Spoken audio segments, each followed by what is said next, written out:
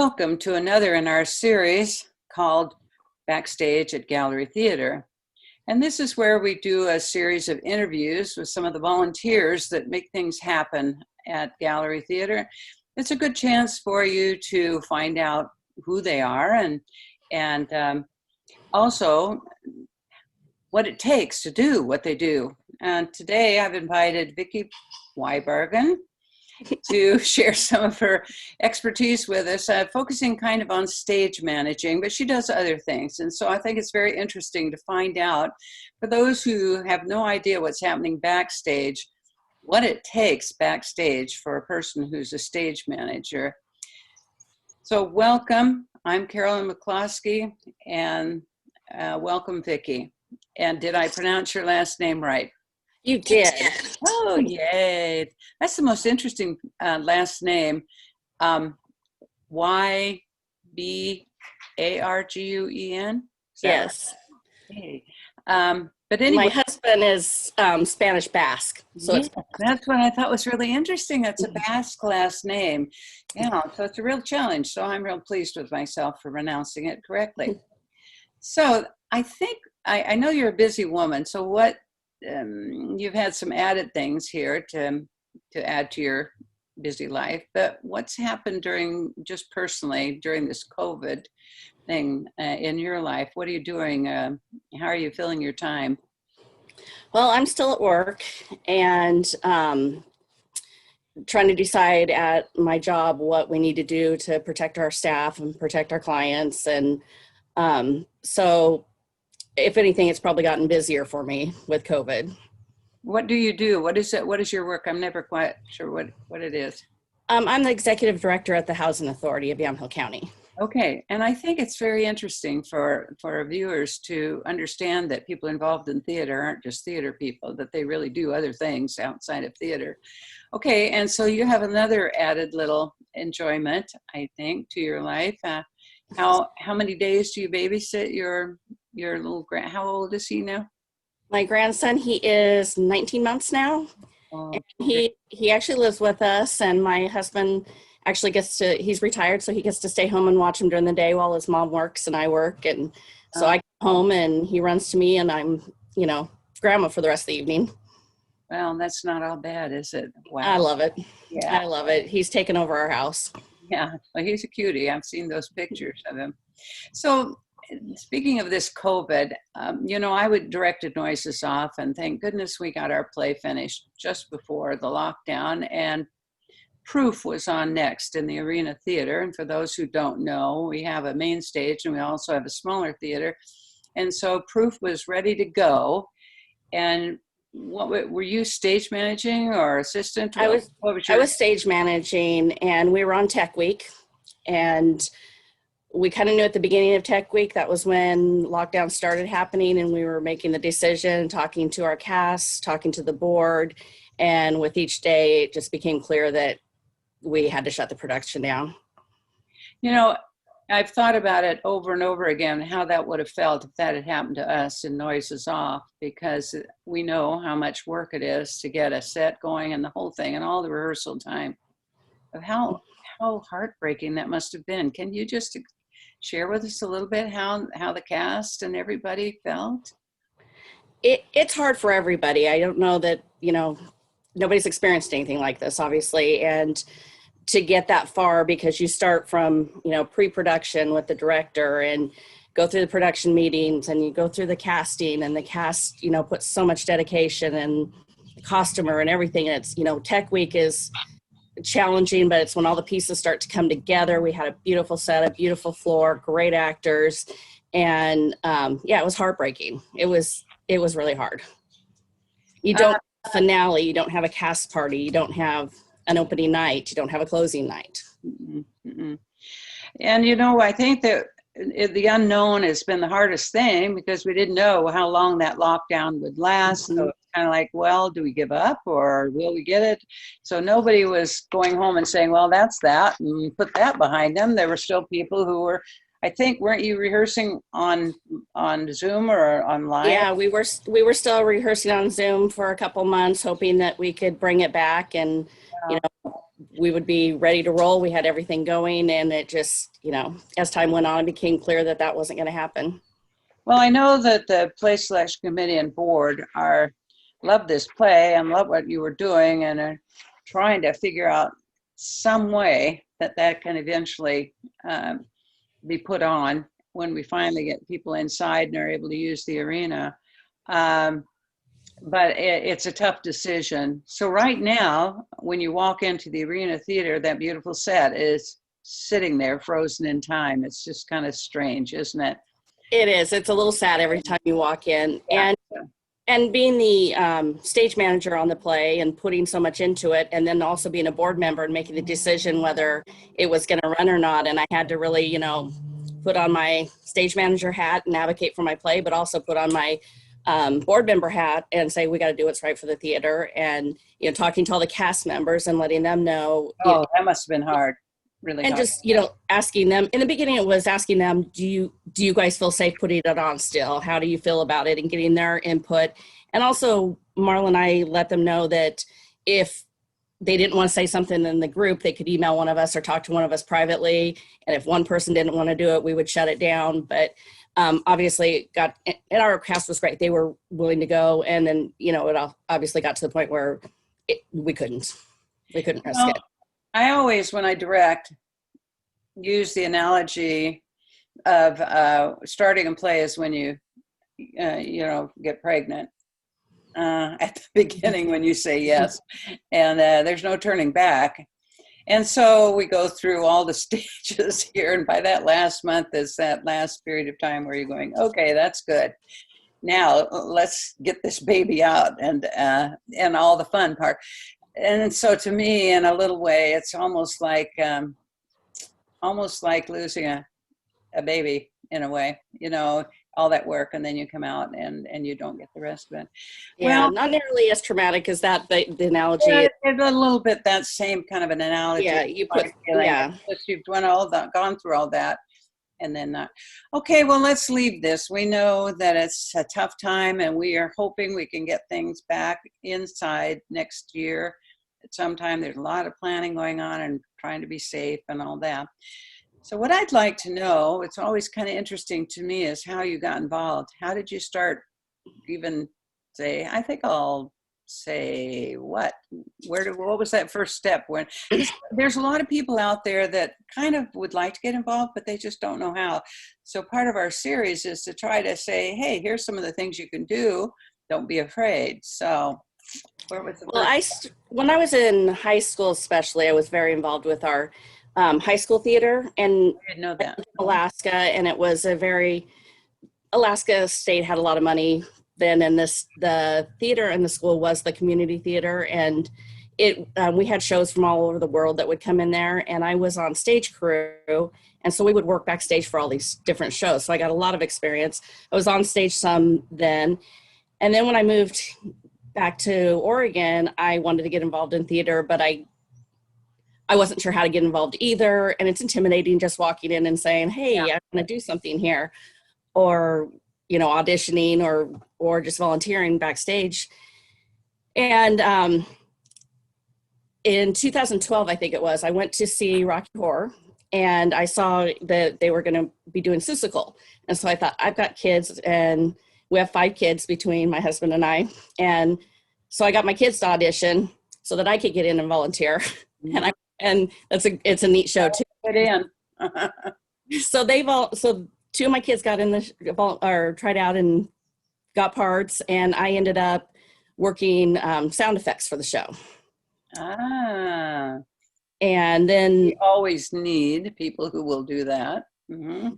It was a lot of fun, and it was really nice getting back into the theater. And my kids didn't do any other shows, but I met Karen Root, and she called me back for some other shows to help with. I know Quilters that you directed was one of them. And so I was just, you know, you meet people, and then they start calling you to ask you, hey, can you help backstage in this show? And so you just start kind of doing it.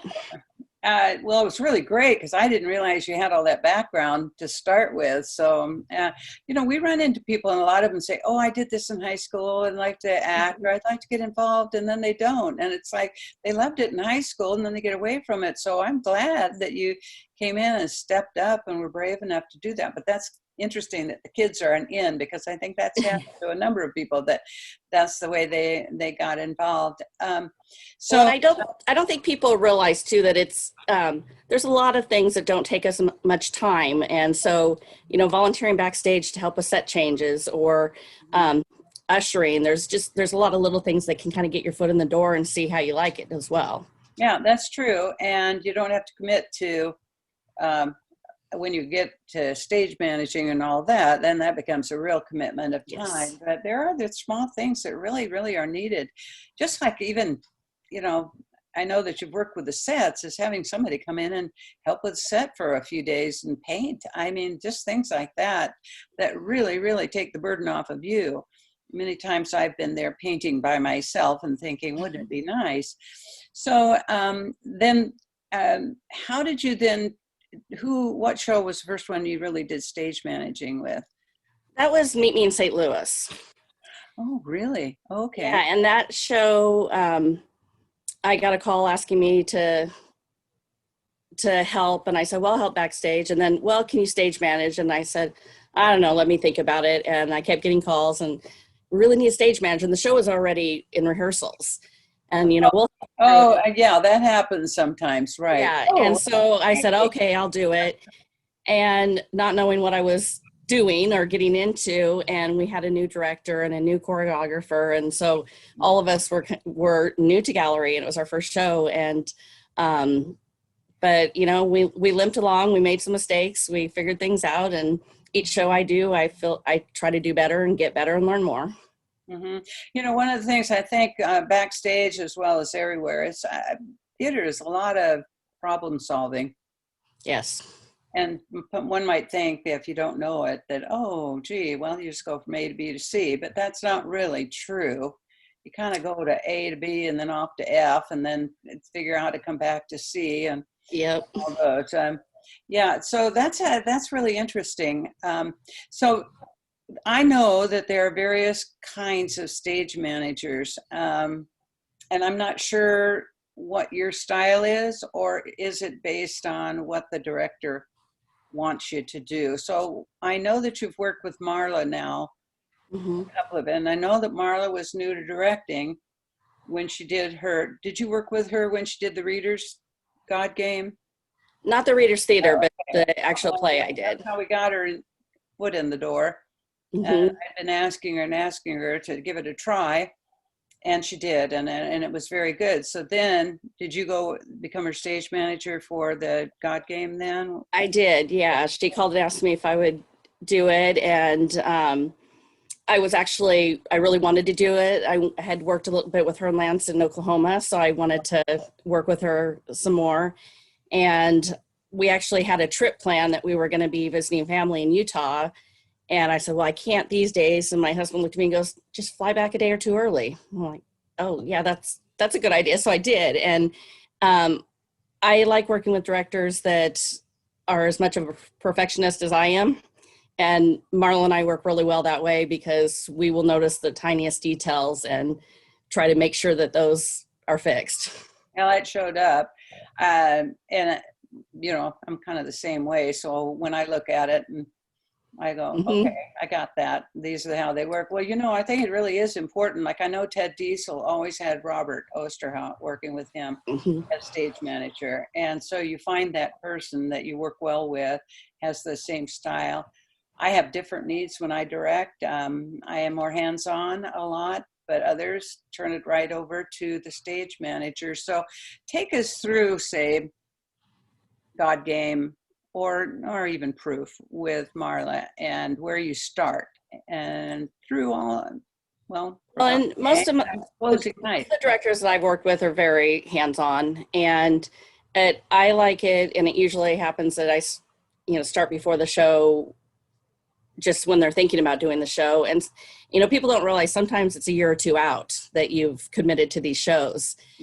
even if I get to that point where the show's starting and I feel, oh my gosh, I've got so much going on now, I feel like if I made a commitment, I'm going to do it. And it's hard to do sometimes. It's hard to put that time commitment in, but it's so worth it in the end.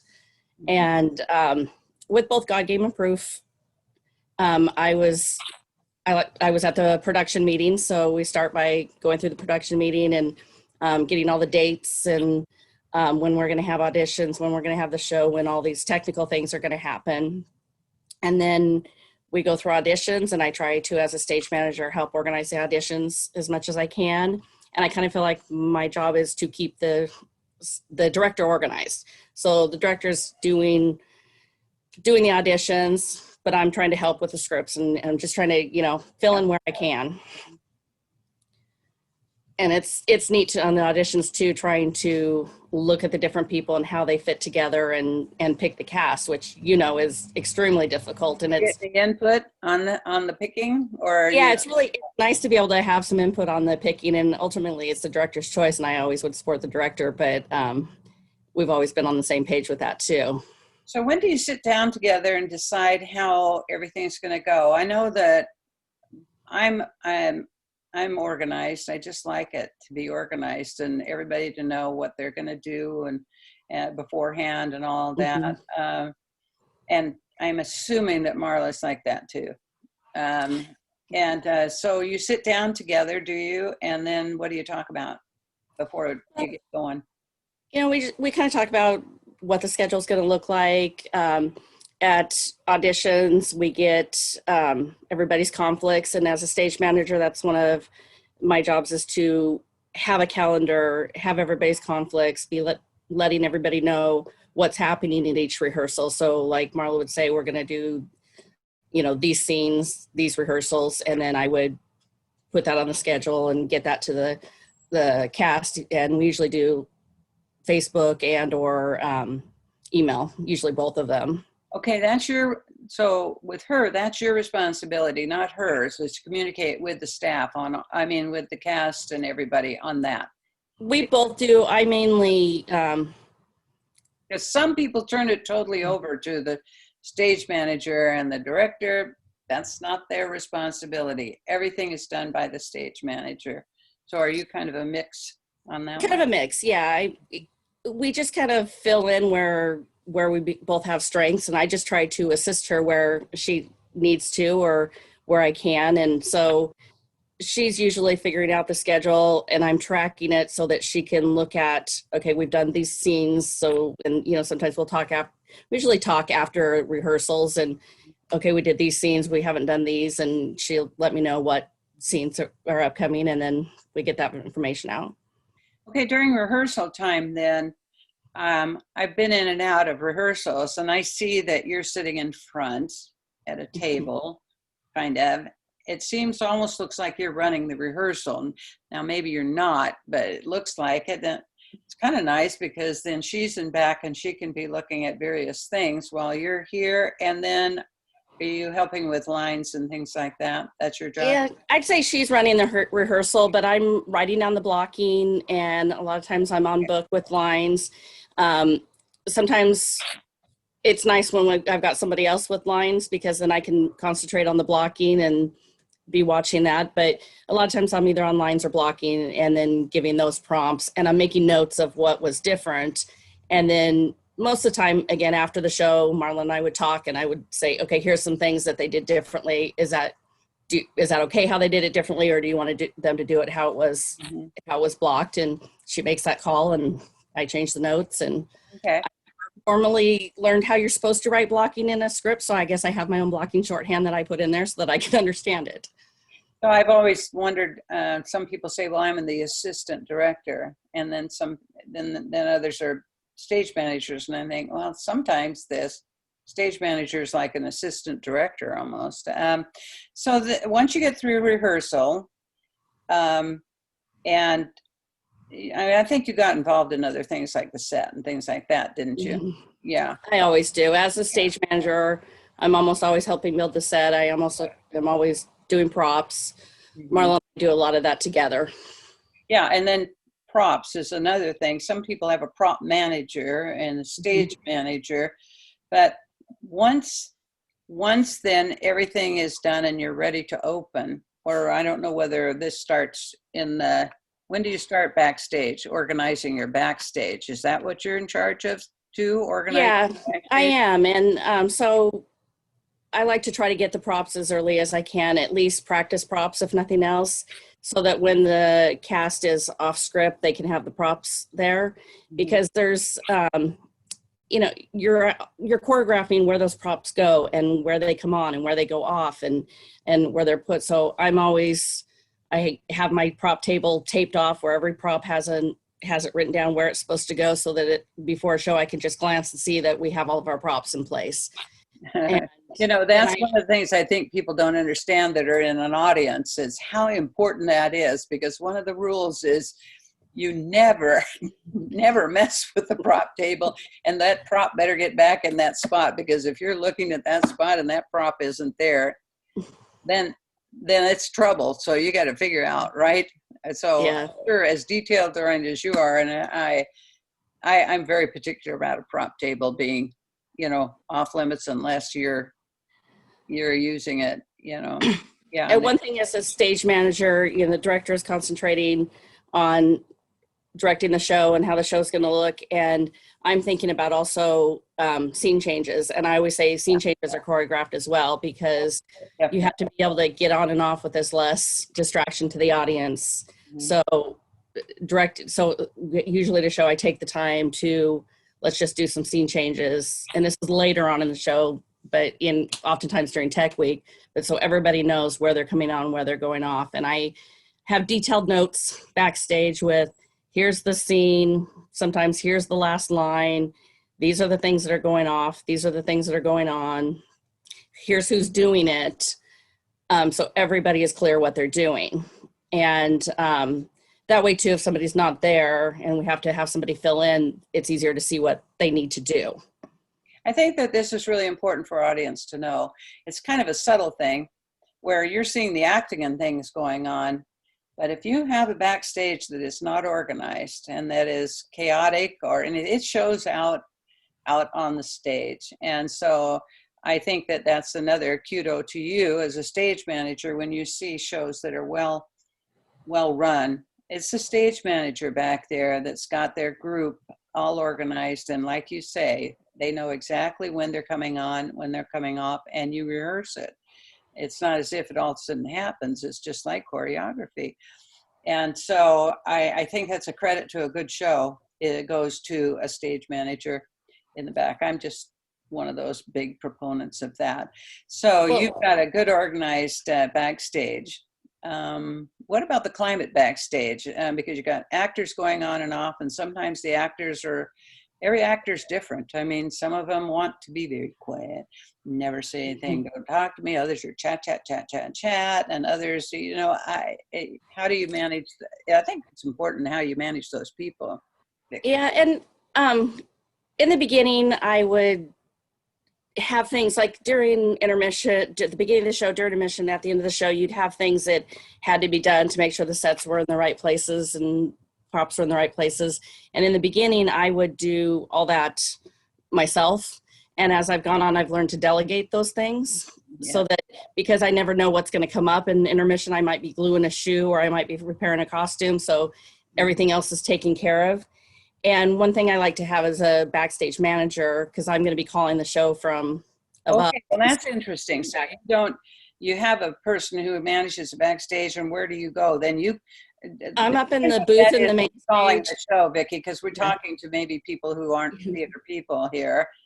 What is the difference between a backstage manager and calling the shows? Because sometimes they're the same. So go ahead. They are the same sometimes. I prefer to have it separate because I like to be where I can be watching the show, and calling the cues is telling the sound when to make a sound change or have a sound come on, when to make a light change.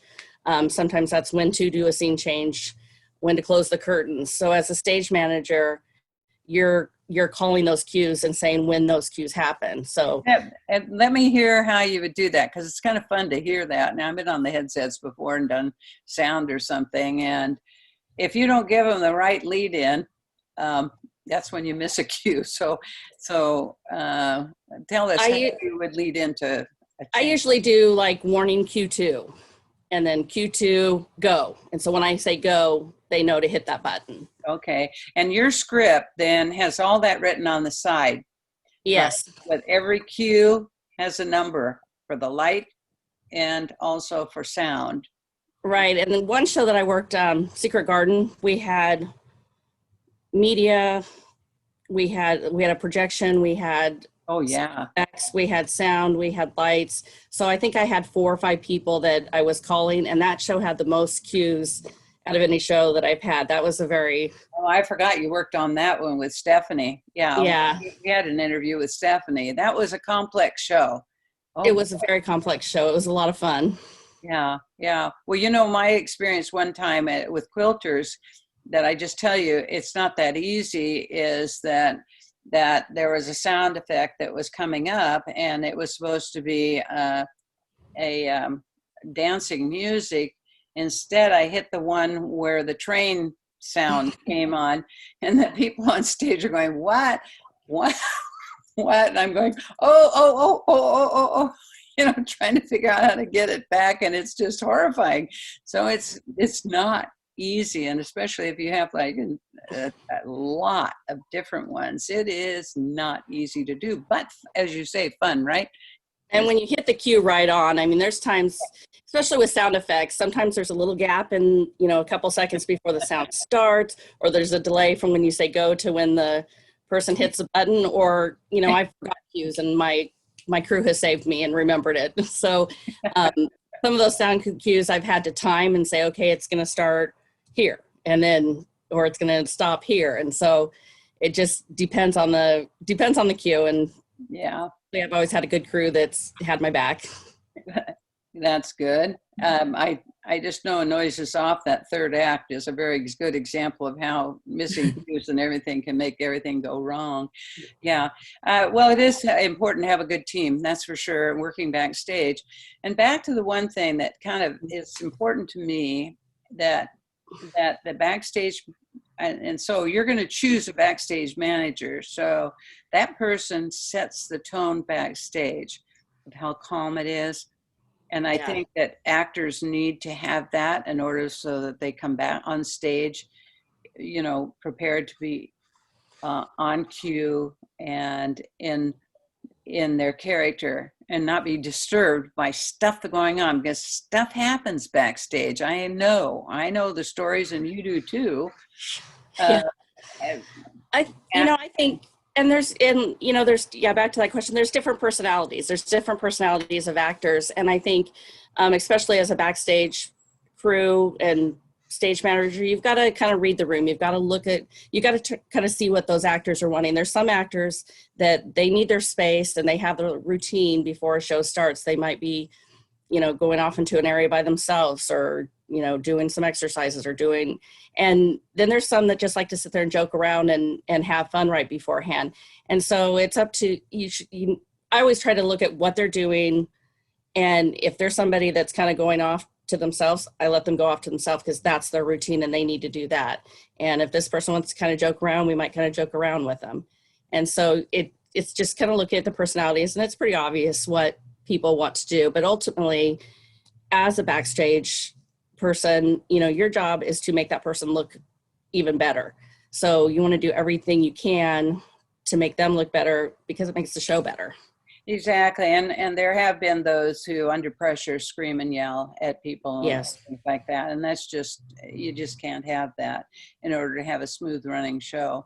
I mean, when you're backstage, and you've worked backstage, and I have worked backstage sometimes too, with those scene changes and all the props that have to go on and off and all those kind of things, it takes intense focus. You can't have any distractions, because one person misses what they're doing, and then it really messes up things. So that backstage manager, okay.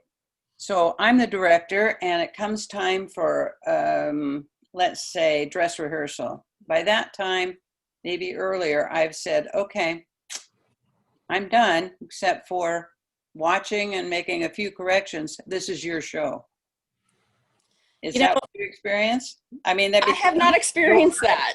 well, that's generally what happens with stage managers, especially backstage. But the person running the show, one of the things I dislike about being a director is you don't get to be part of all that other stuff after you turn it over to the stage manager and it becomes their show and not mine. And I have to sit back and I miss all of that. And the directors I've worked with, we really collaborate together, and I'm following their lead and how they want to run things. And you know, it's their show, they're doing it, and I'm trying to assist them. And most of the directors I've worked with, once you run the show. well, and at that point, most of the directors I've worked with like to have the talk at the beginning, like, Yeah, you know, I do too. so, A little thing. gather in and talk when, you know, a few minutes before everybody goes on stage, just, you know, let's have a great show. And some people like the stage manager to do that. And usually the directors do it, and then they'll say something, I'll say something, because we're kind of looking at different parts. But one thing I am doing though is I try to get to the show early. I'm checking all the props again to make sure everything's in its place. You sweep the floor and get it all clean and sweep the floor and vacuum if there's a rug. So I'm doing all those things. The director is usually there, and they might be doing some things too, but I'm doing all those details. And then, you know, giving warnings to the cast and crew that, you know, we've got 15 minutes, 5 minutes. That's my favorite part, because I'll say 5 minutes and then, you know, the cast says, thank you, 5. That's my control. I like that.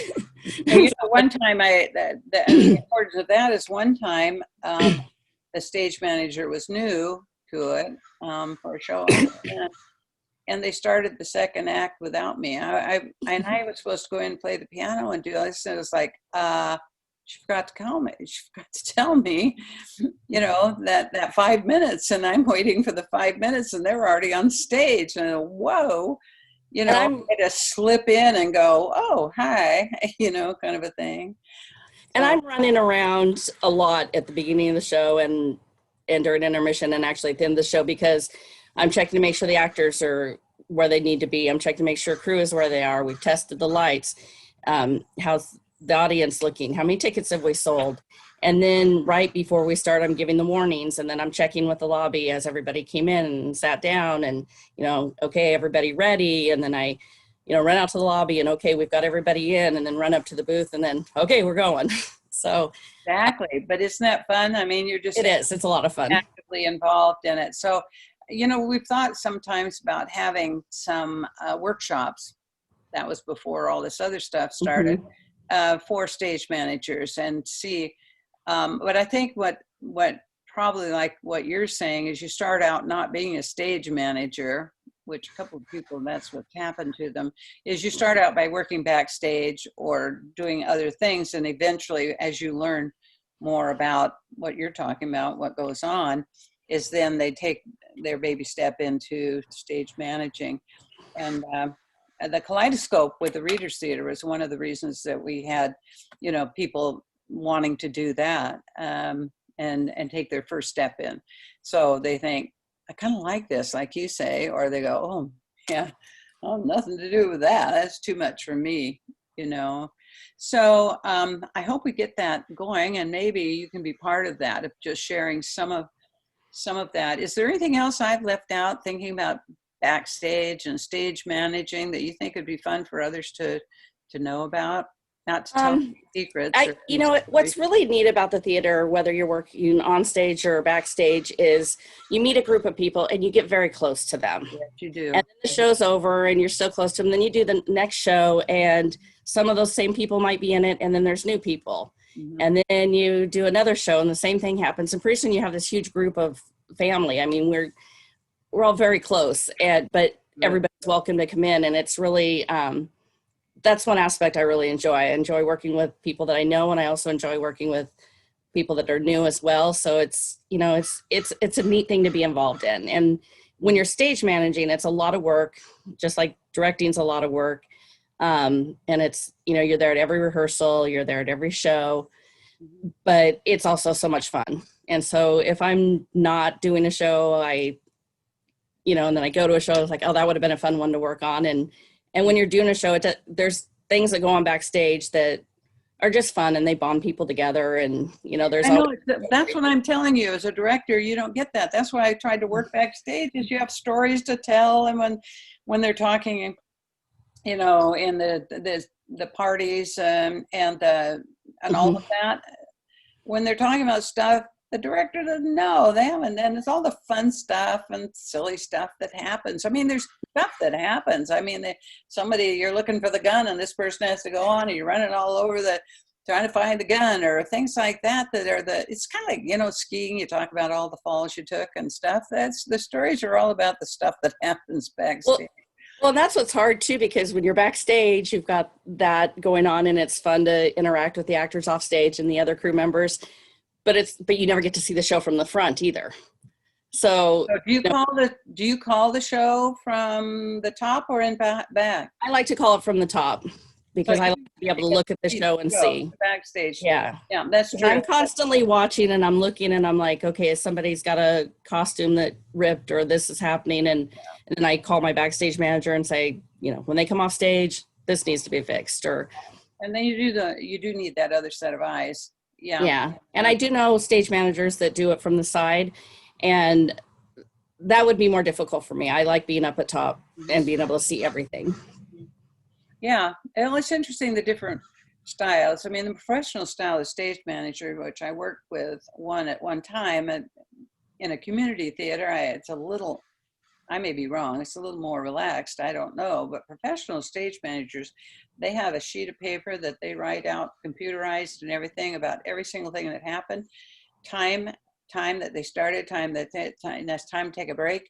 I mean, it's all written down on a computerized thing, and then the next day everybody gets a copy of it. I mean, that's the real professional stage manager. And I'm going, whoa, well, we have to stop the scene right now because of the time. And I'm going, but we're in the middle of working this scene. And I write stuff down and take a lot of notes. I don't do the printed out notes and like that, but I do take my own notes so that I can remember things and things that need to be fixed as they're coming up. And I keep track of time, and that's something I've learned to do more so the more I've gone on. And a lot of times will just keep my phone on so I can see the clock, and I, turn it to the director so they can see there's like maybe 5 minutes left, and then we should take a break. And that's good. Yeah. To the end time, because, when you're creative, you get into something, and then, like you said, then all of a sudden it's like, it's this time we got to. And you have to respect your actors and stuff. You have to respect their time, and that's a big one for me too. And every director I've worked with also, they trying to respect the actors' time and not having them do a lot of sitting around, but having them there when they're going to be rehearsing. All right. So we're kind of coming to an end here, but it's easy to keep going because we talked theater talk. You really get going, and it's fun to talk to you. So now we're not inside yet and everything. So what do you see future-wise for you? You're on the board now, so you're still involved, but any thoughts about how you see this thing going in the next year? It's so hard to say. And, when we've talked about having audiences in the theater, proof is ready to go. We might have to switch some actors, but we could get it up and running because we've got the props, we've got the blocking, we've got the set. But it's in the arena theater where it's small, and it's not something that I would feel comfortable with doing right now because it's a small area. And if we're at some point maybe in the main theater doing a show where people can be spaced out and they're further away from the audience, and it's a bigger area, so things aren't going to spread as much. But it's kind of a day-by-day thing, looking at it and saying what's the best thing to do for the safety of everybody. So what do you miss most about being around the theater? The people? The people. Yeah, the people and the creativity. And I didn't really notice, I knew I missed it. And then when we were doing the online stuff and watching people sing that I hadn't seen and do that for a while, and I went, oh my gosh, I didn't realize how much I missed that. And so you miss it, and then when you see it, it just is kind of like I really miss this. I really need this. And I think I kind of Exactly. spoke that, actors need to act, performers need to perform, and audience members need to see it. And so being able to do the stuff during the summer and finding, alternative ways, doing it through Zoom has been nice to be able to at least have some connection. That's what I found when I was trying to do Zoom, and then the courtyard, just the feeling of the actors feeling like, yes, I finally get a chance to perform. Well, we Yeah. thank you for all the things you've done, and I know that we'll see you more in the future. Any last words to volunteers, just at all, who might be watching this? Be brave. What?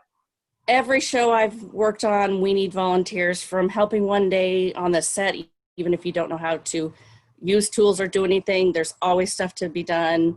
Um, Helping backstage, doing ushering's a good one because that's a one-day commitment. But yeah, get involved. If anybody's thinking about it, get involved. It's fun and it's a welcoming group, and there's always a need. Okay, well, thank you very much, and good luck to you. And I think you're doing well on your COVID, except for missing theater. It sounds like you've got a nice life going. So thanks, Yeah. Vickie. It's good to talk Hey, to you. All yeah, right. good to talk to you too, Carolyn. Thank you. Okay, bye-bye. Bye.